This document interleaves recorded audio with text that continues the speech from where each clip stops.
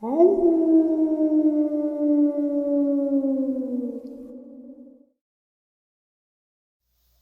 and salutations, everyone. I hope everyone is still doing well, and welcome to this night-ending bonus upload. Before we jump into it, a couple quick links. As many of you know, I rely on Patreon, PayPal, channel membership, and the merch to help the channel to continue to grow and go. Links to Patreon, PayPal, and channel membership is in the description below. The merch is displayed directly under the video. Also, Dogman Frightening Encounters, Volume 1 through 3, the audiobook versions. They were written and researched by Tom Lyons, narrated and produced by me, Jeff Nadolny. Those audiobooks are available on Audible, Amazon, and iTunes, links to which are also in the description as well. And finally, last but definitely not least, if you'd really like to help support the channel to continue to grow and go, simply subscribe. It does not cost a cent. Click the like button. Takes half a second.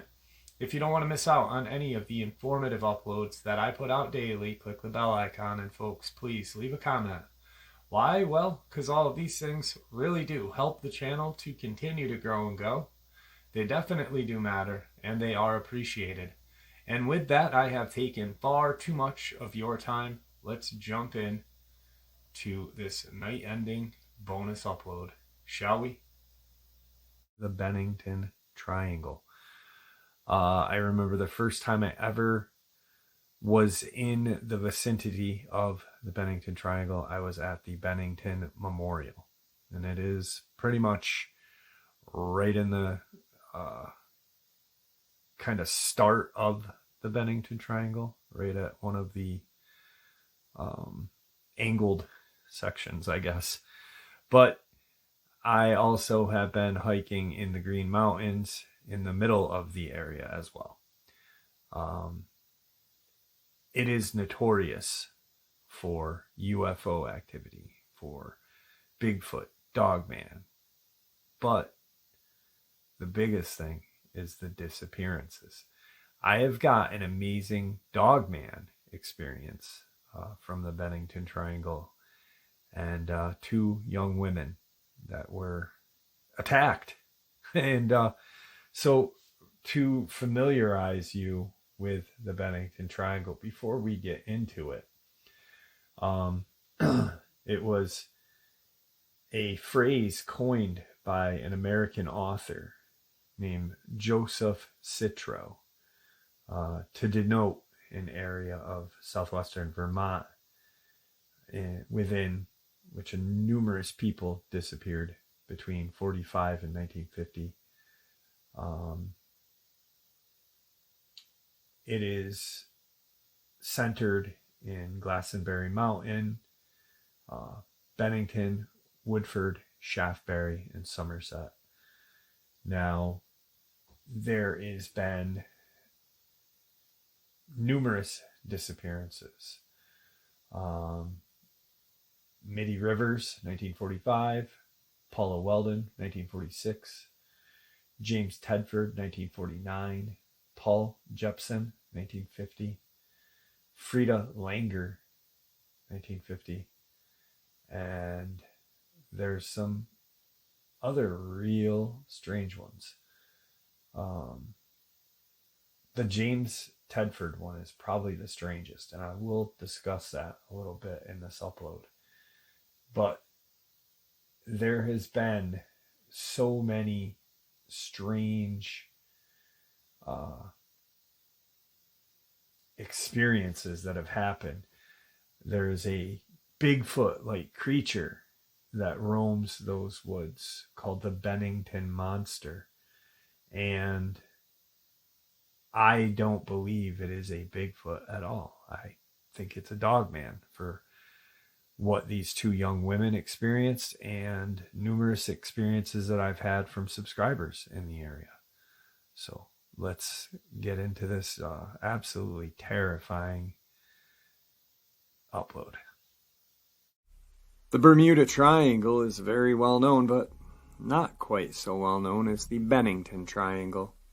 The name given to a mysterious area in southwestern Vermont by author Joe Citro, describing an area in which a number of people went missing between 1920 and 1950.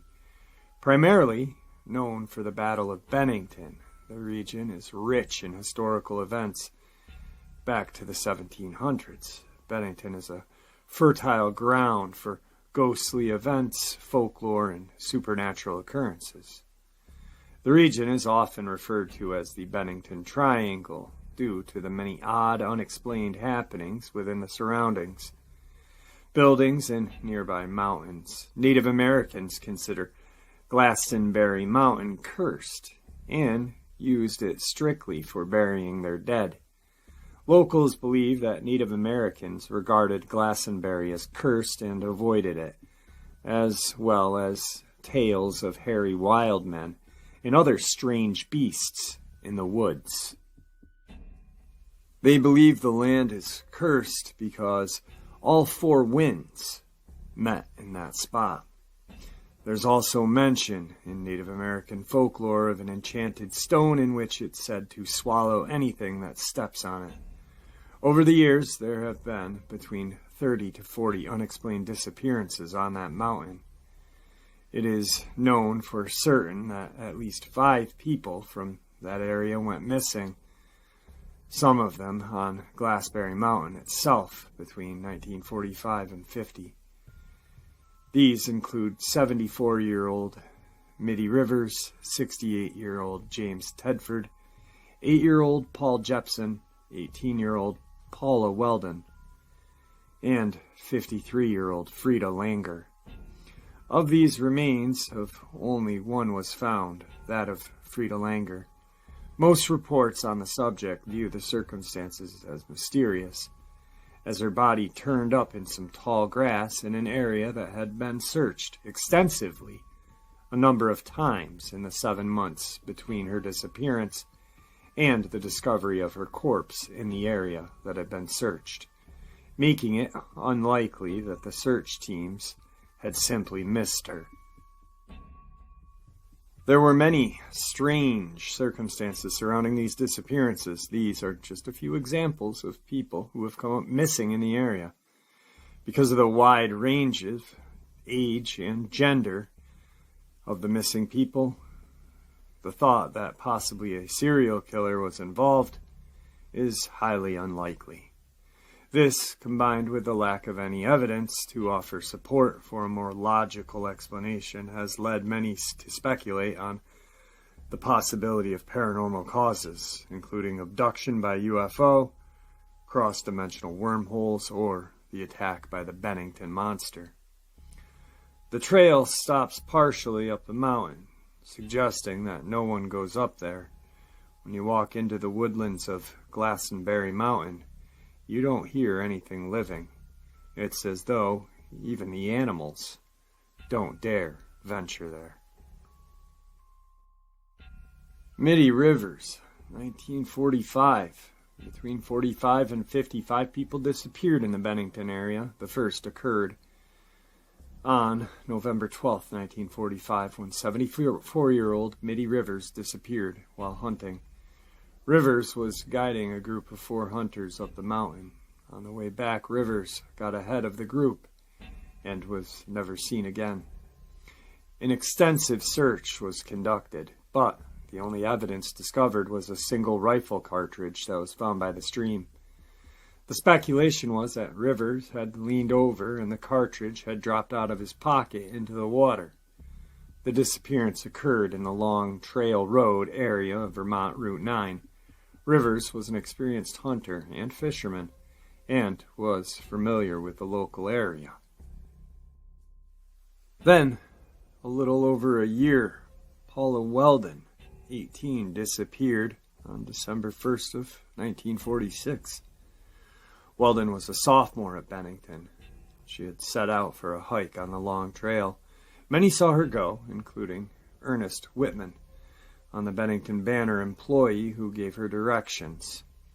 She was alleged to have been seen on the trail itself by an elderly couple who were about 100 yards behind her. According to them, she turned a corner of the trail, and when they reached the same corner, she had disappeared. An extensive search was conducted when Weldon did not return to the campus, which included the posting of a $5,000 reward to help the FBI. However, no evidence of her was ever found. Also, she was not wearing a jacket and considered that 50 degrees outside and then later dropped to 9 degrees at night makes it even more of a mystery.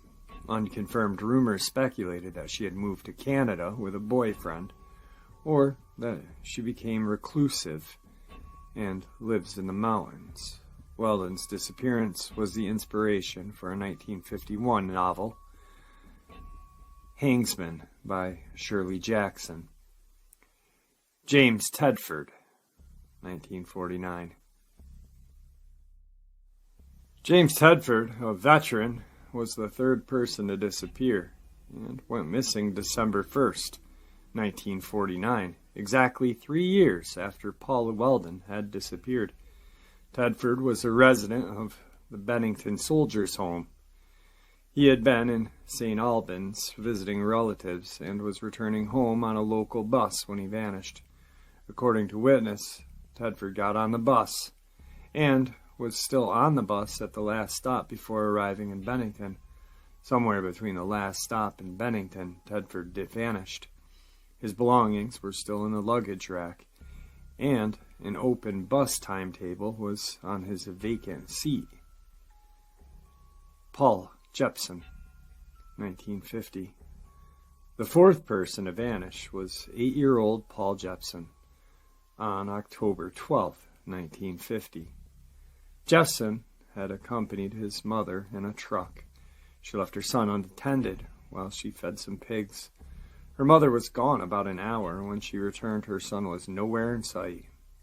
Search parties were formed to look for the boy. Nothing was ever found, though Jepson was wearing bright red jacket that should have made him stick out. According to one story, bloodhounds tracked the boy to a local highway where, according to legend, 4 years earlier, Paula Weldon had disappeared. Freda Langer, 1950. The fifth and last disappearance occurred 16 days after Jepson vanished on October 28, 1950. Freda Langer, 53, and her cousin, Herbert Elsner, left the family campsite near the Somerset Reservoir to go on a hike. During the hike, Langer slipped and fell into the stream. She told Elsner if he would wait, she would go back to the campsite, change the clothes, catch up to him. When she didn't return, Elsner made his way back to the campsite and discovered Langer had not returned, and that nobody had seen her since she had left. Over the next 2 weeks, 5 searches were conducted involving aircraft, helicopters, and up to 300 searchers. No trace of Langer was found during the search. On May 12, 1951, her body was found near Somerset Reservoir in an area that had been extensively searched 7 months previously. No cause of death could be determined because of the condition of the remains. Langer was the last person to disappear, and the only one whose body was ever found. No direct connections have been identified that tie these cases together other than the general geographic area and time period. So these disappearances are very interesting because they all fall around the same time of year, when it's very, very cold out. And let me tell you, it gets really cold out up here. Even in early October, kids bundle up on Halloween. You see a lot of kids that, are arguing with their parents about putting their jacket on Halloween because they don't want to ruin their costume. But it's a thing, Yeah, we have Indian summers, but nothing to the extent where, it's 80 degrees for longer than half a day. But what's funny to me is that the body of Freda Langer was discovered. And just like in a lot of those David Paulides 411'S, a body pops up when it wasn't even there, which is very strange. This little section of land had probably been walked on, a couple hundred times prior to them finding her remains. It's truly a mystery. So now the Bennington Triangle was named by a paranormal author from Vermont named Joe Citro, the area of southwestern Vermont, which as many as 10 individuals had disappeared between the 20s and 50s, needed a name. This mysterious triangle centers around Glastonbury Mountain, includes the towns of Bennington, Woodford, Shaftesbury, Somerset. Glastonbury and Somerset were both once thriving logging and industrial spots, but they started declining toward the late 19th century. Now they are ghost towns, unincorporated by the state legislate in 1937. Well, there's been disappearances in that area, the most famous of which would be the Paula Whedon, who disappeared in 1946. But we just talked about 4 other ones that are very famous around here as well. The Weldon one, was for some reason shot, around the country. Everybody knew about it back then, and but the locals all know about the disappearances and what goes on up there, and it's definitely a creepy place. So anyway, sorry, moving on. Now, these strings of disappearances are far from the only unexplained events that have happened in or around the Bennington Triangle, but considering the mystery behind them, many people have speculated wildly about the possibility of evil or even paranormal forces at work. This idea is only reinforced by alleged UFO and Bigfoot sightings in the region. Others believe that the 5 missing people between 45 and 50 could be the work of a serial killer. But the problem with these theories is the sheer lack of evidence to bring them up. And according to the serial killer theory, not only is there no evidence, but there's also the age and gender factor. The ages of those 5 people range dramatically, defying the usual patterns of serial killers. Now, some known similarities offer the suggestion that these people met their demise at the claws and jaws of the indigenous mountain cat, like a lynx, bobcat, or catamount. But the problem with that theory is that bobcats and lynx are not known to be aggressive towards hunters. As for the catamount, one hasn't been credibly sighted before or since the 40s, and has been declared extinct. The only known similarities between the cases in the Bennington Triangle are the close proximity between them. The time of day they were last seen, between 3 and 4 p.m., and the time of year, which was generally the last 3 months of the year. Now, interestingly enough, a lot of you know this, but the old-timers used to call mountain lions catamounts in the southern part of the states, as well as up here. I've heard it used. But then people also use the word when they describe a large mountain lion. But yes, there is a dog-headed creature reported lurking up here, and Sasquatch reported to lurk around this area as well. So it's Definitely a creepy, creepy area. Now, we'll kind of back away from the disappearances and talk a little bit more about the paranormal aspect of the mountain, which involves cryptid, UFO, black magic, ghosts. So, while most simply brush this off as a myth, there is some truth behind this. The wind pattern on Glastonbury Mountain is so erratic that the weather changes suddenly and plants tend to grow at odd angles.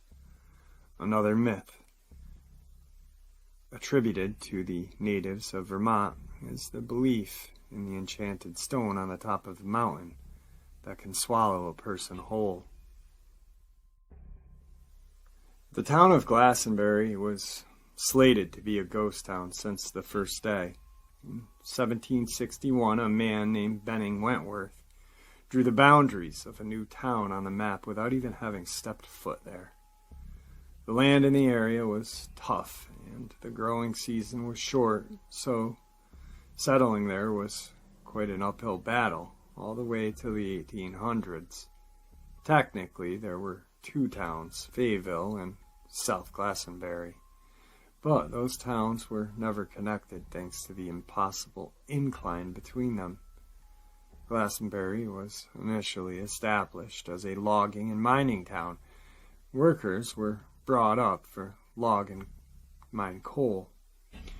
The uphill battle to settle there was meant quite literally, as the workers were sent in by railroad that climbed 9 miles at a ridiculous 250 foot per minute. In 1894, a final attempt was made to revive the town of Glastonbury by turning it into a tourist spot. Now the simple buildings were turned into hotels and casinos. The railroad was fitted with fashionable trolley cars. But due to the extreme logging, the mountainside was left unprotected from soil erosion. In 1897, a large flood destroyed the railway into Glastonbury. After that, no more effort was put into reinventing the town. Residents left the area to start over somewhere else, leaving the town with a rapidly declining population. By 1930, the 3-member Madison family were the last ones to live in town. By 1937, Glastonbury was officially unincorporated. As of 2010 census, 8 people lived there. The conversion to a tourist town was tough for the loggers and miners of Glastonbury and Fayetteville. In 1892, a sawmill worker by the name of Henry McDowell got drunk and killed a coworker with a rock after he heard voices telling him to attack a man. He was sent to an insane asylum but managed to escape only to disappear. 5 years after the murder, another one followed. John Harbour, a prominent Woodford citizen, went into Bickford Hollow just south of Glastonbury to hunt. He was shot by an unknown person, and when his body was found, he had his fully loaded gun next to him, and it seemed to have been dragged several yards. This murder went unsolved. Even before colonial settlements, there were reports of strange lights in the sky, odd odors on the mountain, and sounds with no explanation. These reports, together with the strange disappearances, led to wild theories of UFOs or vortexes. But regardless of why and how they happened, the strangest report might just be the Bennington monster. The first sighting of the wild creature was reportedly in the 19th century, when it rushed a stagecoach on the side road. Later, in 1967, the so-called Wild Man of Glastonbury lived in a cave of Somerset. Reports held that he would go into Glastonbury and other areas of Bennington to harass women. He wore a ratty coat, and he would open it up to reveal his nude body while waving around a gun. In all the research done to answer the vexing questions of the Bennington Triangle, there have been the least some practical answers. These explanations make sense, even if they aren't as satisfying. One such reason is hypothermia, since the temperatures on a mountain can drop drastically, and the disappearances all happen in the winter. Hypothermia is a likely explanation. When people experience hypothermia, they might engage in what's called terminal burrowing, a survival behavior that drives people to find small and remote places to huddle. It takes them out of the wind and into enough warmth to slow the process of freezing to death. But it typically kicks in too late and makes it harder for a person to be found. Another explanation for these mysteries has something to do with the history of the mining town. The mountainside is littered with unmarked mine shafts, which for unfortunate hikers means whoever goes off the trail can plummet to their death. One more complicated factor in the whole ordeal is the odd wind pattern on the mountain that the Native Americans spoke of. Glastonbury Mountain has no consistent wind pattern. And yes, plants do grow in strange ways. Many recent hikers have had a hard time navigating the mountain for this reason. Well, some of these explanations can help explain why the missing people were never found. There are still unanswered questions, like if they died from hypothermia or a fall. Why was Freda Langer moved back into the open field months later?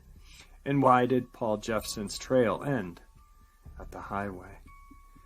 Maybe the most realistic answer is that not all 5 of those missing people died in the same way.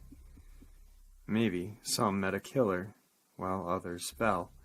But even if that's the case, why? Did these disappearances span only 5 years and then suddenly stop? People have heard the rumors over the years, and it sparked some curiosity. Some adventurers and brave people set to explore the infamous Long Trail. One such hiker is Chad Abramvich from the website Obscure Vermont. He went on a mission to report on a trip taken to the mountain. Myself and a few friends departed from his pickup and drove up the bumpy forest road into the strange clearing in the middle of the hills. Abramvich continued to write about how, in the summer humidity of July, they found old cellar holes, almost entirely hidden by tall grass. Beneath the shade of the gnarled apple trees, shortly after that, the group suddenly experienced a drastic change in weather. It was sunny when they started, but then the normal thunderstorm came into play. The group was stranded for a while, but finally managed to make its way back to flat land. While they escaped the rain, they found that the surrounding area was totally dry. Strangely enough, locals later confirmed that no thunderstorm had even passed through the area. Yeah, it's strange, but there are more modern reports. In 2008, Robert Singley, a music composition teacher at Bennington College and experienced hiker, got lost on that mountain. He took the trail that Singley knew well and used the same trail to head back, but this well-known trail did not end up leading him to where it should have. According to Singley himself, he walked 5 miles before realizing that he should have already reached his car. At that point, a heavy fog rolled in, and the trail became hopelessly dark. He went to a maple tree and tried to start a fire, but every stick he reached for was an animal bone. He finally managed to light a fire, and he sat, huddled by the fire. Through the night, in the morning, he saw that he was on the other side of the ridge from his car. Luckily, he made it out and lived to tell his tale. Dedicated hikers like to seek out challenging trails, and the Long Trail spans 273 miles through Vermont, ending just at the edge of Canada. The trail definitely lives up to its name. It can take from 2 to 4 weeks to complete a trek. Practically called through hiking, hikers that go on through hikes tend to pick up their time of year carefully to avoid the snow of the winter and the mudslides of the summer. But one thing that most hikers don't know about the Bennington Triangle, the Green Mountain Club finished expanding the Long Trail in 1930, and the club still maintains the trail and guides those who aim to through hike there. Many guides exist, and advice is abundant. They tell people what to bring with them and what not, but no one mentions any murders, monsters, or UFOs. While Glastonbury is a ghost town and basically an area in Vermont wilderness, it's anything but deserted. Tons of outdoor enthusiasts, history buffs, hunters, hikers, snowmobilers, college students, and paranormal investigators flock there to experience the undisturbed wilderness. And part of the adventure is trekking up the forest roads, hiking the trails and waterways. Today, there are about 8 people who choose to live in this strange part of Vermont. There are no other towns quite like Glastonbury. With this one winding dirt road, privacy is a word to describe the area. Chateau Fayville, the last original house in Glastonbury, and the former home of the Madison family, was put on the market. I almost thought I did not have the encounter somewhere in my studio, but I found it, and I'm so happy. So this is one of the accounts of the Dogman of the Bennington Triangle area. A friend from Albany was dropped off, so they planned a road trip, bringing her home, and stopped at the Green Mountain National Park for a picnic in the afternoon. It was 75, 80 degrees out. Big branch overlook, southern part of the park, great view of the mountains. Very quiet, not a lot of people. They hiked about a half a mile to a picnic spot to have lunch and find a better spot to take some pics. They were both photographers. 200 feet from the picnic area. Quiet, nothing, no nature sound. Minutes later, popping sounds and an unnatural shriek. The brush and branches started rustling to the left. The sound became more distant. Moments later, they saw a wild turkey that was running down the ridge with a bent neck and backwards wing. The neck seemed to be broken. It just disappeared down the hill. Thinking a bear or a mountain lion was nearby, they decided it was time to leave.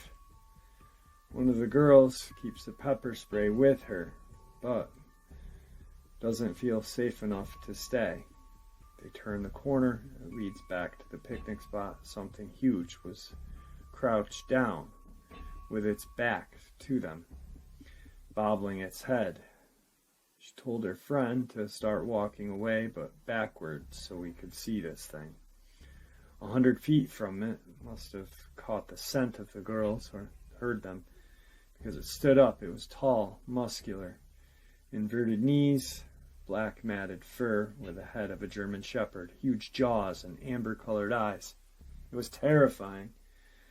I thought it was a werewolf from a movie, standing in fear. It was growling at us.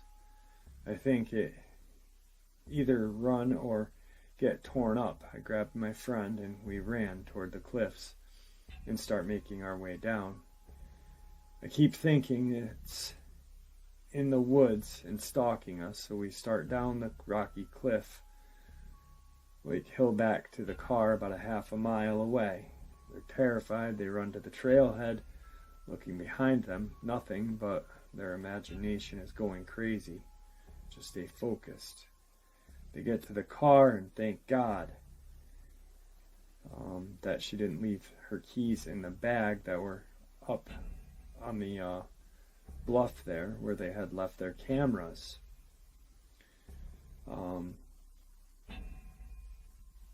They start the car. They start to collect themselves. And that's when they remember the half-eaten sandwich on the blanket. If they had finished it, they very well might have died, because that's what that creature was eating when they first saw this thing. Her blood ran cold. They lost some stuff, but they're alive. We are alive because it let us live. We didn't contact Park Service. We did contact Park Service and made a report, but heard nothing back. We still have nightmares about it, and went to a therapist, told a few people, but they doubt them. Friend didn't handle it well either. She doesn't go around large dogs or the woods. She does not watch scary movies. And yes, these things are real. Those are notes that I had from the interview that I took, a phone interview with one of the girls. I cannot find the printed out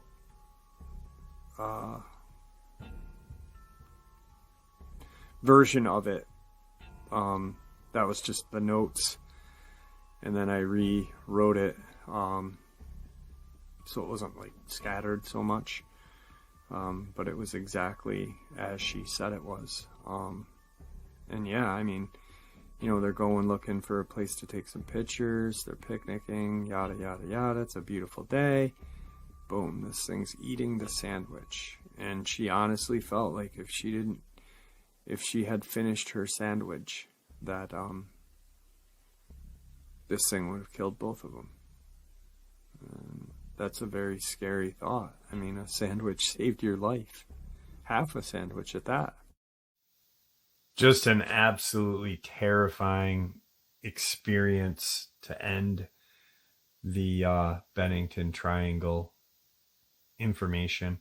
But, you know, the Native Americans would only enter the Glastonbury Mountains unless they were burying their dead.